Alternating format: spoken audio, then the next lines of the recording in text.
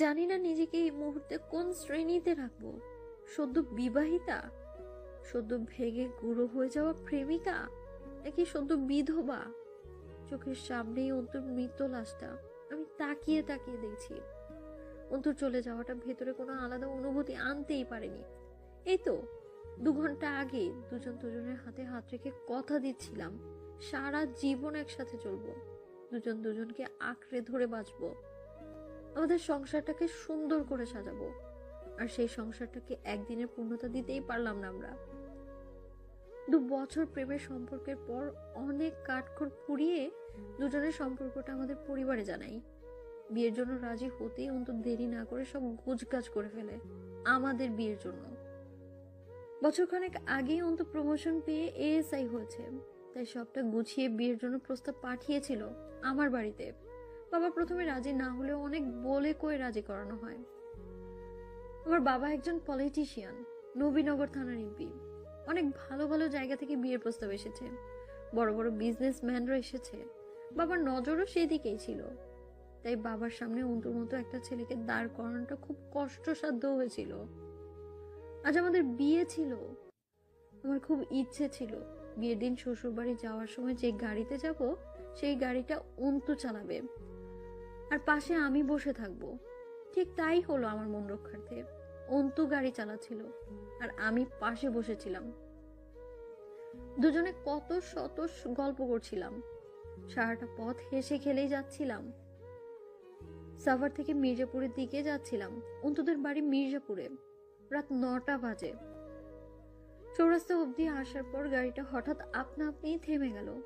অনেকক্ষণ ধরে স্টার্ট দেওয়ার চেষ্টা করলো গাড়িটা, কিন্তু লাভ হলো না। গাড়িতে কি হলো সেটা দেখার জন্য বেরিয়ে গেল অন্তু। আমি বসেই রইলাম। মোবাইলে ফ্ল্যাশ অন করে গাড়ির সামনে গিয়ে দাঁড়াতেই চোখের সামনে দেখতে পেলাম একটা কালো রঙের ছায়া অন্তুকে ক্রস করে গেল, আর অন্তুর সাথে সাথেই মাটিতে লুটিয়ে পড়লো। আর এখন মৃত লাশ হয়ে আমার সামনে শুয়ে আছে। কথাগুলো ভাবতে ভাবতে ডান চোখ দিয়ে এক বিন্দু জলকণা গড়িয়ে পড়ল মধ্যমার। আঙ্গুলের সাহায্যে জলের বিন্দুটা সরাতে যেও কেন জানি মায়ে পড়ে গেল এই এক ফোঁটা অশ্রুর। তাই এটা আর মুছল না। গাল বেয়ে জলকণাটা পড়তে পড়তে গালেই শুকিয়ে গেল। অন্তর পড়ে যাওয়ার পর মধ্যমার সাথে সাথে গাড়ি থেকে বেরিয়ে আসে, রাস্তার মধ্যে চিৎকার চেঁচামেচি শুরু করে দেয়। কিছুক্ষণের মধ্যে বরযাত্রীর বাকি গাড়িগুলো এসে থামতেই অন্তর এই হাল থেকে সাথে সাথে নিকটবর্তী হসপিটালে নেওয়া হয়। কিন্তু হসপিটালে নিয়ে কোনো লাভ হয় না। অন্তর স্পট ডেড হয়। গত 2 ঘন্টা ধরে মধ্যমা কাঁদতে কাঁদতে হাঁপিয়ে গেছে, যেন ভেতরে সমস্ত চোখের জল শুকিয়ে গেছে গত 2-3 ঘন্টা কেঁদে। মধ্যমার বাবা জালাল শেখ তার ছেলে সীমান্ত শেখ খবর পেয়ে সাথে সাথে এসে পৌঁছায় হসপিটালে। থানার পুলিশ এসে হসপিটালে জড়ো হয়। থানার ওসি লাশটা দেখে ছিটকে যায়। মনে হলো এরকম মৃত্যুর দৃশ্য সে আগেও দেখেছে। থানার ওসি খোরশেদ রহমান সাথে সাথে রাজারবাগ স্পেশাল ব্রাঞ্চে খবর দিল। বুঝলাম না, আপনি নিজেই ইনভেস্টিগেশন না করে এই কেস কোথায় পাঠাচ্ছেন?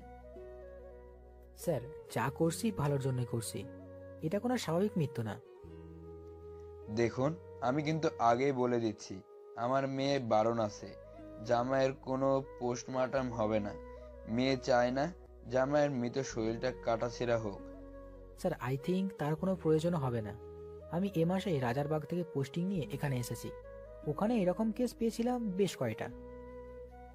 এরকম রহস্যময় মৃত্যু আপনার মেয়ের জামাই প্রথমই না, এর আগেও আরো হয়েছে। এমনকি কাল সকালেও জানা যাবে আরো কিছু মারা গিয়েছে। জালাল শেখ ধমকের স্বরে বলল, আপনারা পুলিশরা কি করছেন তাহলে? এই রাস্কেল, এটা তো অনেক ভয়াবহ পরিস্থিতি। আজকে আমার মেয়ের জামাইয়ের মার্ডার হলো। শান্ত গলায় বলল, স্যার, আপনার মেয়ের সাথে কথা বলা যাবে একটু? কেন? কিছু ইম্পর্টেন্ট কোশ্চেন ছিল, জানতে পারলে আমাদের ইনভেস্টিগেশনে সুবিধা হতো, যেহেতু পোস্টমর্টম করতে দিবেন না। ঠিক আছে, আসুন। জালাল শেখ খোরশেদ রহমানকে নিয়ে মেয়ের কাছে গেল। খোরশেদ মধ্যমার সামনে হাঁটু গেড়ে বসে জিজ্ঞাসা করল, মা, তুমি কি আমার কয়েকটা প্রশ্নের উত্তর দিতে পারবে? জি বলুন। অন্তর সাথে অমনটা হওয়ার আগে কোথায় ছিলে মা? গাড়িতে বসেছিলাম। তুমি কি কি দেখেছো মা, বলবে একটু? চৌরাস্তা অব্দি যাওয়ার পর হঠাৎ করে গাড়িটা থেমে যায়। অন্তর গাড়িটা একদম নতুন ছিল, এই তো গত সপ্তাহেই কেনা, এত তাড়াতাড়ি নষ্ট হওয়ার কোনো ওয়ে নেই। গাড়িতে ডিজেলও ছিল পর্যাপ্ত, তবুও গাড়িটা থেমে রইল। গাড়ির কি হলো ভেবে অন্তু বাইরে বের হলো, আমাকে ভেতরেই থাকতে বললো। আমিও বসে রইলাম, হাতের চুড়িগুলো দেখছিলাম। অন্তু চাকাগুলো ঠিক আছে কিনা সেটাই দেখছিল। দেখলো ঠিক আছে, তারপর গাড়ির সামনে দাঁড়াচ্ছিল। আমি তখনই ওর দিকে তাকাই আর দেখতে পেলাম ওর পাশ দিয়ে নাকি ওর উপর দিয়ে যেন একটা কালো রঙের ছায়া গেল। আর ছায়াটা সরে যেতেই অন্তু কোনো কথা না বলে মাটিতে লুটিয়ে পড়লো। কথাগুলো মধ্যমা ঠোঁট কাঁপিয়ে কাঁপিয়ে বলছিল। ভেতরটা ফেটে আসছে ওই দৃশ্য মনে করার সাথে সাথে। খোরশেদ রহমান অলরেডি সেখানে পুলিশ ফোর্স পাঠিয়েছে। আর রাস্তার ঠিক যেখানটায় ঘটনা ঘটেছে সেখানেই চলে গেছে পুরো ফোর্স। এরিয়াটা ঘেরাও করে নিল এবং বিভিন্ন ক্লু খুঁজতে লাগলো। কোথাও কোনো ক্লু পাওয়া যাচ্ছে না। সবাই ফিরে যাবে এমন সময় খেয়াল হলো একটা জায়গা দেখা হয়নি, সেটা হলো গাড়ির ছাদে। ওখানে লাইট ফোকাস করতেই কয়েক ফোঁটা রক্ত দেখা গেল। মধ্যমার জবানবন্দি অনুযায়ী অন্তু গাড়ির ছাদে আসেনি কোনোভাবেই। সাথে সাথে রক্ত সংরক্ষণ করে টেস্ট টিউবে করে ল্যাবে পাঠানো হলো। বাবা, ওটা মানুষ ছিল না। কারেন্টের শক দিয়েও মানুষ এত তাড়াতাড়ি খুন করতে পারে না। ওটা কোনো কিছুর আত্মা ছিল, আমি শিওর। আমি নিজের চোখে দেখেছি বাবা। ওটা একটা ছায়া ছিল শুধু। ওই ছায়াটার সাথে অন্তুর হয়তো কোনো শত্রুতা ছিল, তাই তো ওকে মেরে ফেলেছে বাবা। তাহলে আমায় কেন জীবিত রেখেছে? কথাগুলো বলে মধ্যমা কেঁদেই যাচ্ছে, কিন্তু যতটা কাঁদছে অন্তুর চলে যাওয়া নিয়ে তার থেকে বেশি কাঁদছে অন্তুর ওই মৃত্যুর দৃশ্য মনে করে। মধ্যমা, মা আমার কান্না করে না। আর তুমি না সাহসী মেয়ে, সাহসী মেয়েরা কাঁদে না। তুমি কাঁদলে অন্তরের আত্মারা কষ্ট পাবে। কিছুক্ষণের মধ্যে অন্তুর মাও এসে গেল হসপিটালে। অন্তুর বাবা নেই। ছেলের মৃত্যুর সংবাদ শুনে অন্তুর মা বেশ কয়েকবার রাস্তায় সেন্সলেস হয়ে গিয়েছিল। তার উপর উনি হাই ব্লাড প্রেশারের রোগী।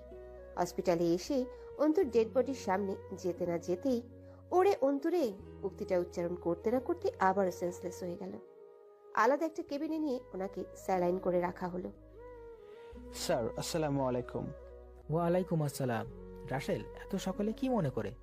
Sorry sir for disturb you, but I have no way sir. It's okay, সরকারি চাকরিতে কখনো ডিস্টার্ব হতে নেই, বলো তুমি। Yes sir. স্যার, সাভারের নবীনগর থানা থেকে নিউ কেস এসেছে রাতে। নবীনগর থানার এমপি জালাল শেখের একমাত্র মেয়ের জামাই এএসআই অন্তর রহমানের মার্ডার হয়েছে। আর তার মৃত্যুর চাপগুলোতে সেই একই ক্লু দেওয়া। গলায় কণ্ঠস্বর বরাবর ছিদ্র, নাক দিয়ে রক্তকরণ, গাড়ির ছাদের উপর ব্লাড পাওয়া গিয়েছে। ল্যাব টেস্টের মাধ্যমে জানা গেছে যে ওটা শুকরের রক্ত। কিন্তু স্যার, ইন্টারেস্টিং ব্যাপার হলো ভিকটিমের স্ত্রী নাকি তার স্বামীর মৃত্যুর দৃশ্য দেখেছে। জবানবন্দি থেকে জানা যায় যে একটা ছায়া নাকি অন্তরের উপর দিয়ে যায় আর অন্তর সাথে সাথে মাটিতে নেতিয়ে পড়ে। Russell, yes sir. তোমার কি মনে হচ্ছে এখনো এটা কি কোনো সিরিয়াল কিলারের কাজ? অবশ্যই স্যার, এই কেস আমাদের কাছে আজকে প্রথম না। সেম কেস সলভের উদ্দেশ্যে আমরা রাতের পর রাত বিনিদ্রে কাটাচ্ছি। তুমি কি জানো গত রাতে আরো দুটো কেস এসেছে, প্রত্যেকটাই ভিন্ন জায়গার। স্যার, প্রেতাত্মা বলতে কিছুই নেই। এই শুধু কেবল আমাদের মস্তিষ্কে করা হ্যালুসিনেশন। এরা যদি কোনো প্রেতাত্মার কাজ হয় তাহলে সেই দুজনকেই মেরে ফেলতো, একজনকে কেন বাঁচিয়ে রাখবে? মোতালেব হোসেন দীর্ঘশ্বাস ফেলে বললেন, রাসেল, তুমি বরং একটা কাজ করো। কাল রাতে যারা যারা মারা গিয়েছে খোঁজ লাগাও, তাদের কারো সাথে কোনো লিঙ্ক আছে কিনা। স্যার, আমার বিশ্বাস বরাবরের মতো এবারও এরকম তথ্য বের হবে। কারোর সাথে কারো কোনো লিঙ্ক নেই। স্যার, ছোটমুখে একটা বড় কথা বলি, আমাদের দিয়ে এই কেসটা সলভ করা সম্ভব না।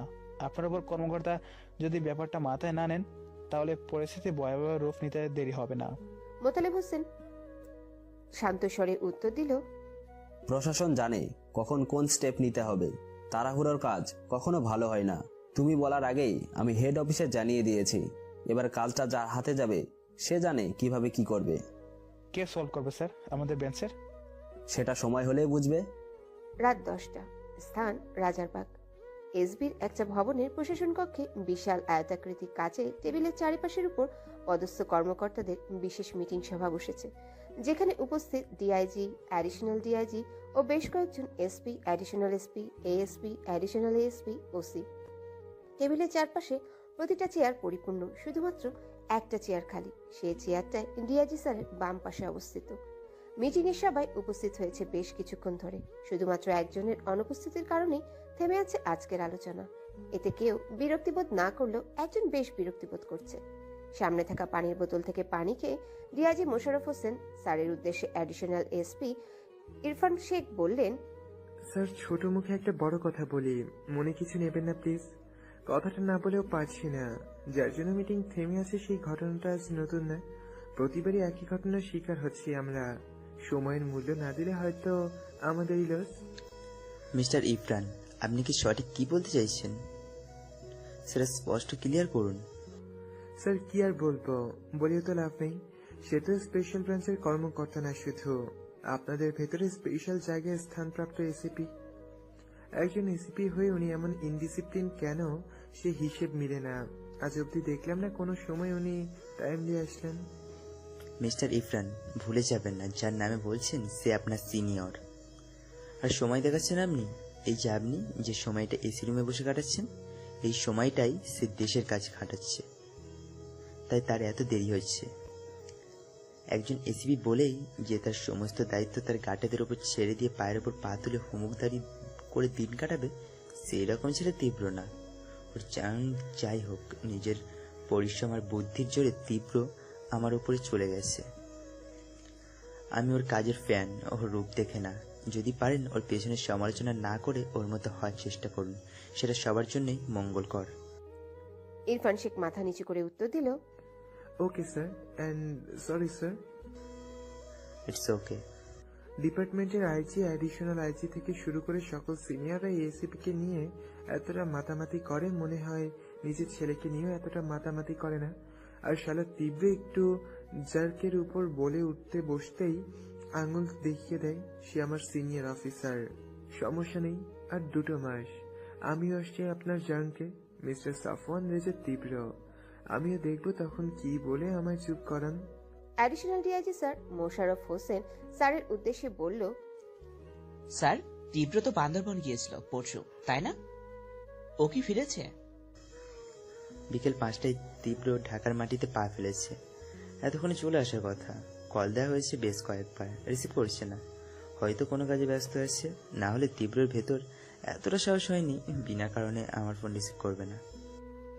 জি স্যার, আমরাও এই ব্যাপারে একমত। যদি আমরা প্রত্যেকে তীব্রর মতো অ্যাক্টিভ হতে পারি, তাহলে দেশের করাপশন অনেক হারে কমে আসতো। দুঃখজনক, হাতে 5টি আঙ্গুলের মতো আমাদের ডিপার্টমেন্টের অমিল। আর কিছু মানুষ তো আমাদের পজিশনের জন্য মাটিতে পা ফেলে না। ওদিকে তীব্র বসে বসে হুকুমদারি করে, জুনিয়রদের উপর ভরসা না করে নিজেই কোমর বেঁধে ময়দানে নামে। আধুনিক যুগের ছেলে ওরা, চিন্তা ভাবনা আর কাজের গতি উভয় সমান হারে আধুনিকতায় ভরপুর। বরাবরই ক্যাডেটের ফার্স্ট বয় থেকেছে ও ট্যালেন্ট লাজবাব। আমি আজ অব্দি তীব্রর সাথে থেকে বুঝিনি ওর নেক্সট চাল কি হবে। একদম বাবার মতো সাহসী, যদিও একটু বেপরোয়া আছে, তবে কাজ দিয়েই সন্তুষ্ট ডিপার্টমেন্ট। তীব্রকে নিয়ে সিনিয়রদের আলোচনা শুনে ইরফান শেখের গা পিত্তি জ্বলে যাচ্ছে। তীব্রকে কেন এত হিংসে করে উনিই ভালো জানেন। একটা নাইট ক্লাবে যেখানে রাত হলেই তরুণ তরুণীরা হ্যাং আউটের জন্য ভিড় জমায়। প্রচুর গান বাজনা হচ্ছে, একপাশে ডান্স স্টেজ যেখানে নাচানাচি লাফালাফি হচ্ছে। গানের শব্দের কারণে আর কোনো আওয়াজ কানে আসছে না। নাইট ক্লাবের ভেতরটা সুবিন্যস্তভাবে সাজানো, এটাকে অবশ্য ক্যাসিনো বলাও চলে। বিভিন্ন ডিলার, বিজনেসম্যানরা ড্রিঙ্কস আর জুয়া খেলে নিয়ে ব্যস্ত। আরেক পাশে ড্রিঙ্কস বার, যেখানে বসে বসে অনেকেই একাকিত্ব যাপন করছে। আবার আরেক পাশে ডিস্কের উপর নাচানাচি হচ্ছে। আর আরেক পাশে রেস্টুরেন্ট স্টাইলে চেয়ার টেবিল বসানো, যেখানে অনেকে বসে গল্প করছে। এক নামে জায়গাটাকে 5 স্টার নাইট ক্লাব বা 5 স্টার ক্যাসিনো বললে মানাবে। একটা চেয়ারে বসে টেবিলের উপর পায়ে পা তুলে মাথা উপরের দিক করে সিগারেট টানছে তীব্র।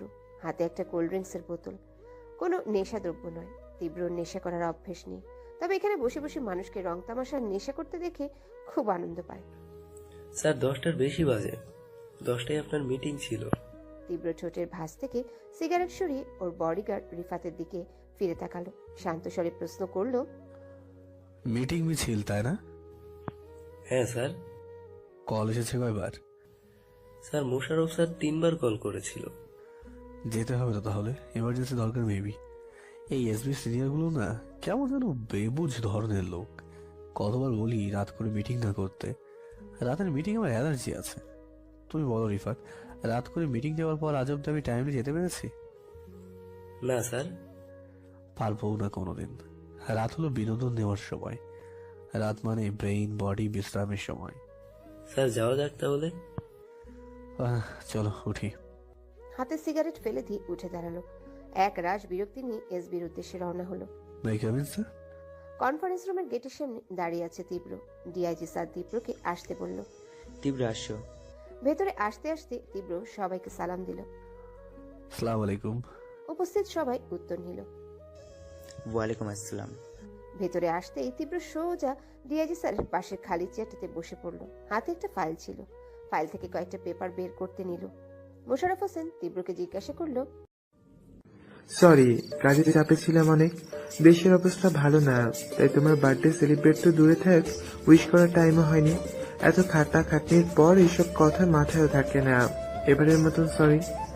রিফাত খানিক সময়ের জন্য চুপ থেকে আবারও জিজ্ঞাসা করল, স্যার কোথায় যাচ্ছি আমরা? তীব্র চোখ বন্ধ করে উত্তর দিল, বলেছি না একবার বিয়ের জন্য পাত্র দেখতে যাচ্ছি। রিফাত আবার নীরব হয়ে গেল। তীব্র গম্ভীর স্বরে রিফাতকে ডাক দিল, রিফাত। বলুন স্যার। সরকার থেকে তোমাকে আমার সাথে দেওয়া হয়েছে কেন? আপনাকে প্রোটেক্ট করার জন্য স্যার। কয়বার প্রোটেক্ট করেছো? তীব্র প্রশ্ন বিভ্রাটে ফেলে দিল রিফাতকে। ঝোঁক গিলে উত্তর দিল, স্যার একবারও না। আলাদা বডিগার্ড দিয়ে সরকার খামকা টাকা নষ্ট করছে। গাড়িটা ঠিক আছে, সরকারি গাড়ি দেখে মানুষ খুব সম্মান দেয়, বিশেষ করে ট্রাফিক পুলিশগুলো। কিন্তু বডিগার্ড দেওয়ার কোনো মানেই করে পরীক্ষা দিও। Okay sir. দুই হাত ঘাড়ের পেছনে দিয়ে চোখ বন্ধ করে নীরবতা পালন করছে। কিছুক্ষণ পর ড্রাইভারকে গাড়ি থামাতে বলল। গাড়ি থামাতেই তীব্র গাড়ি থেকে নেমে এলো। রিফাত নামতে যাবে তখন তীব্র বলে উঠল, কিন্তু স্যার। কোনো কিন্তু নয়, যা বলেছি করো। স্যার আপনার মা বাবা টেনশন করবেন। বাবা টেনশন করবে না, আর মাকে আমি ফোন করে বলে দেবো তুমি যাও। না চাইতেও মাঝ রাস্তায় তীব্রকে ছেড়ে দিয়ে রিফাতের চলে যেতে হলো। তীব্র উল্টো দিকে ঘুরে আনমনে ছন্নছাড়া গতিতে হেঁটে যাচ্ছে। কিছু একটা কারণে তীব্রর ভেতরটা বড্ড অশান্ত। ল্যাম্পপোস্টের নিচে বসে বসে সিগারেটের পর সিগারেট শেষ করে যাচ্ছে। আরেক হাতে পিস্তল নিয়ে ঘুরিয়ে ঘুরিয়ে পর্যবেক্ষণ করছে। তীব্রর বাবা সেলিম রেজা একজন উচ্চপদস্থ পুলিশ অফিসার ছিলেন, বর্তমানে রিটায়ার্ড অফিসার। তীব্রর মা একজন হাউসওয়াইফ। একটা বোন আছে, তার নাম তৃপ্তি রেজা। বিয়ে হয়েছে, মেয়েও আছে দুটো। তৃপ্তির বিয়ে কোনো সরকারি চাকরিজীবীর কাছে নয়। ইনসেপ্টা ওষুধ কোম্পানিতে উচ্চ পদে চাকরি করে তৃপ্তির হাজবেন্ড। লাভ ম্যারেজ বলে এমনটা হয়েছে। অ্যারেঞ্জ ম্যারেজ হলে ওকেও হয়তো কোনো পুলিশের কাছেই বিয়ে দিত। এইটুকুই তীব্রর পরিবার। তীব্রর বিয়ের বয়স হলেও ওকে বিয়ের কথা বলার সাহস কেউ পায় না। বাড়ির লোকদের সাথে তীব্রর সম্পর্ক তেমন ভালো না, আবার খারাপও না। শুধু খাবার টেবিলে বসে সবার মুখ একবার করে দেখতে পায়, কিন্তু স্বেচ্ছায় কাউকে দেখে না। কথাও খুব কম বলে। কেউ কিছু জিজ্ঞাসা করলে উত্তর দেয় ভালো মতো, এইটুকুই ওর কথাবার্তা। একটা ঝাপসা প্রতিচ্ছবি প্রতিবিম্বের ন্যায় দেখা যাচ্ছে। একজন যুবতী বয়সী নারী ছোট ছোট দুটো বাচ্চা নিয়ে ছুটছে। একজন কোলে, আরেকজন ডান হাতটা দিয়ে ধরেছে। আর এই তিনজনের পেছন থেকে একটা নারী কণ্ঠ শব্দ আসছে, নিশান, নিশান। হঠাৎ করে অন্ধকারে মিলিয়ে গেল এদের অস্তিত্ব। কিছুক্ষণ পর আবার দেখতে পাওয়া গেল অন্য একটা তরুণী বয়সী কিশোরী মেয়ে। হাঁপাতে হাঁপাতে দৌড়াচ্ছে আর জোরে জোরে বলছে, আপনি আপনি আপনি আপনি পুরোটা বলার আগে চোখ খুলে চিৎকার দিয়ে উঠল মিশান। হাঁপাতে হাঁপাতে শুধু একটা নামই উচ্চারণ করছে, নিশান, নিশান, নিশান। মিশানের চিৎকার চেঁচামেচি শুনে তাপসিন আর ওর মা বনিতা বেগম ছুটে এলো মিশানের রুমে। বনিতা বেগম মিশানকে জড়িয়ে ধরল সাথে সাথে। মিশান মা, কি হয়েছে মা? কি হয়েছে সোনা? মিশান কান্নার স্বরে ঢোক গিলতে গিলতে বলতে লাগলো, মিমি, মিমি, মিমি, নিশান, নিশান, নিশান কোথায়? তাপসিন মিশানকে পানির বোতল এগিয়ে দিতে দিতে বলল, নিশান আপি শান্ত হও, নিশান আছে, ও তো আমার রুমেই ছিল, ও আসছে, তুমি পানি খাও খাও। নিশান তোর রুমে, তাই না? ওকে আসতে বল, আমি ওকে দেখবো, দেখতে ইচ্ছে করছে। মিশান অস্থিরতার সাথে ছটফট করতে করতে জোরে ডাকতে লাগলো, নিশান, নিশান। তাপসিন হাতের চলে পানি নিয়ে মিশানের মুখে ফিক মারল। মিশান পানির ঝাপটা খেয়ে চোখ বন্ধ করে নিল। চোখ খুলে পানির বোতল হাতে নিয়ে ঢকঢক করে পানি খেয়ে নিল। অতঃপর আপনি চুপ হয়ে গেল, কি মনে করে যেন। হয়তো স্বাভাবিক অবস্থায় ফিরে এসেছে। এতক্ষণ দুঃস্বপ্ন দেখে অস্থির হয়ে গিয়েছিল। স্বপ্নের ঘরে মিশান কান্নাও করেছে, চোখ দুটো ভেজা টলমলে। মিশান চুপ হওয়ার পর তাপসিন আর বনিতা বেগম বুঝতে পারলেন মিশানের দুঃস্বপ্নের ঘোর কেটে গেছে। তাপসিন লাইটটা অফ করে মাকে নিয়ে বেরিয়ে গেল। বনিতা বেগমের চোখ দুটো ছলছল করছে, ভেজা গলায় বলতে লাগলো, আর কত কাল মিশনের এই যন্ত্রণা দেখতে হবে। মাঝে মাঝে মনে হয় ওর এই রূপ না দেখতে চাইলে পৃথিবী লোক ত্যাগ করতে হবে আমার। মা, কি আর করার, যা হবার তা তো হবেই, আমাদের উচিত শক্ত হওয়া। তাপসিনের বাবার সামনে গিয়ে কান্নাস্বরে বনিতা বেগম বলতে লাগলেন, টাকা পয়সার কি অভাব আছে? কত করে বলছি দেশের বাইরে নিয়ে মেয়েটার চিকিৎসা করাও তোমরা। আহা, তুমি কেন বুঝতে পারছো না? মিশনের ডাক্তারের ট্রিটমেন্টের থেকে আমাদের পাশে থাকাটা জরুরি। দেশে তো ওকে সাইকিয়াট্রিস্ট দেখাচ্ছে রেগুলার। কি জরুরি? আমাদের পাশে থাকা জরুরি? কি বোঝাতে চাস তোরা সবাই মিলে? মিশনের তো এই যন্ত্রণা রাতে গর্জে ওঠে, যে সময় ওর পাশেও কাউকে ভিড়তে দেয় না, একা একা থাকবে, আবার চিৎকারও করবে। তাহলে আমরা কাছে থাকা না থাকায় কি যায় আসে? আর দেশের সাইকিয়াট্রিস্ট দেখিয়ে ন্যূনতম পরিমাণেও যদি উপকার হতো তাহলে মেনে নিতাম। কোনো লাভ হচ্ছে কি? আরো ভয়াবহ হয়ে যাচ্ছে ওর অবস্থা। কথাগুলো বলতে বলতে কেঁদে দিলেন বনিতা বেগম। এদিকে মিশান দেয়ালের সাথে গুটিসুটি মেরে বসে আছে। হুঁশ ফেরার পর মনে পড়েছে নিশান আসলে নেই। নিশান কেবলই মিশানের কল্পনাতেই সীমাবদ্ধ, চাইলেও নিশানের অস্তিত্বকে পাবে না। কেবলই ওর কবরের মাটি ছাড়ার কোনো অস্তিত্ব নেই। পাথরের মতো নীরব হয়ে চোখের পানি ফেলে যাচ্ছে মিশান। এরকম বিষণ্ণ প্রহর শুধু আজই নয়, এটা মিশানের মস্তিষ্কের বিশেষ অংশ জুড়ে আছে। স্বপ্ন সেটা কি? একজন মানুষ বছরে গড়ে 1460টা স্বপ্ন দেখে, মানে প্রতি রাতে গড়ে 10টা স্বপ্ন। আর যদি এই 10টা স্বপ্ন একই রূপে আসে দুঃস্বপ্ন হয়ে, একটা ঘন অন্ধকার নিলিবিলি কনকনে রাত আর দুঃস্বপ্ন নয় কি ঘুমটাকে শিখিয়ে তোলা আর রাতটাকে বিষাক্ত করে দেওয়ার জন্য যথেষ্ট? সাধারণ মানুষের স্বপ্নের স্থায়িত্বকাল 3 থেকে 5 সেকেন্ড, শক্তিশালী মানুষের স্বপ্নের স্থায়িত্বকাল 60 সেকেন্ড। ঘুম থেকে ওঠার পর ব্রেন সেই 3 থেকে 5 অথবা 7 সেকেন্ডের ঘটনাব্যাপী স্টোরি বানিয়ে দেয়, যার রেশ ঘুম থেকে ওঠার পরেও থেকে যায়। 10টা দুঃস্বপ্নের রেশ থেকে যায় 7টি রাত। এই ঘটনা যদি হয় প্রতি রাতের, তবে রেশ থেকে যায় সারা জীবন। আর এই রেশগুলোই একটু একটু করে খুঁড়ে খুঁড়ে খাচ্ছে আমার মস্তিষ্ক। স্বপ্নগুলো কেন আমার পিছু নিয়েছে সে প্রশ্ন খুঁজে আমি উদ্গ্রীব। কি ইঙ্গিত দিচ্ছে? কিছু কি ইঙ্গিত দিচ্ছে আমায়? তাপসিন এসে মিশানের পাশে চুপচাপ বসলো। মিশান তাপসিনকে শান্ত স্বরে জিজ্ঞাসা করলো, একটা। মামা ফিরেছে? হুম। দীপ কবে ফিরবে? ঠিক নেই। সকাল হতে অনেক দেরি, তাই না? কয়টা বাজে? মিশান দীর্ঘশ্বাস ফেলল। বাইরে যাবে আপনি? দাঁড়াও, আমি রেডি হয়ে আসছি। তুই থাক, আমি একাই যাব। না, একা যেতে দেব না, ভাইয়া একা ছাড়তে বারণ করেছে। তাপসিন উঠে নিজের রুমে গেল। মিশান উঠে দাঁড়ালো। টি শার্টের উপর একটা শার্ট পরে মাথায় কালো রঙের একটা স্পোর্টস ক্যাপ পরলো। মিশান আর তাপসিন চুপচাপ বেরিয়ে পড়লো বাড়ি থেকে, গাড়ি নিয়ে বের না হয়ে। পায়ে হেঁটে দুজনা বেরিয়ে পড়লো। মিশান ওর মামা মামির সাথে থাকে। তাপসিন দীপ দুইজন মামাতো ভাই। মিশানের বাবা মা আছে কি নেই সেটা সঠিক জানে না। বয়স আর মস্তিষ্কের কিছু ত্রুটির জন্য মনে নেই। মিশানের মন ভোলা রোগটা প্রখর। শুধু একটা ব্যাপারে